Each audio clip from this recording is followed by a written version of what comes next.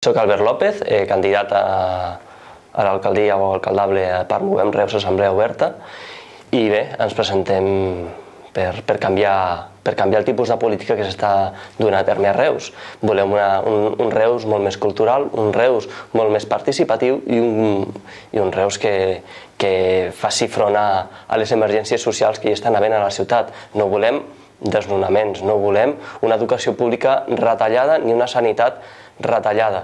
No volem, i de fet volem auditories per a que es sàpiga d'on prové tot el deute i que s'investigui acuradament la gestió i l'execució de pressupostos.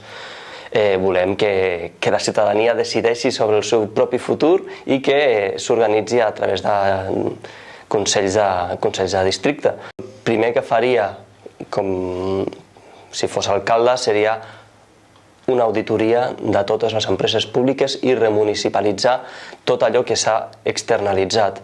Cal saber a fons què és el que ha passat a Reus, cal saber a fons quines execucions i quina gestió s'ha dut a terme a la ciutat i fer-ho públic a la ciutat, que la ciutadania sàpiga realment què és el que ha passat.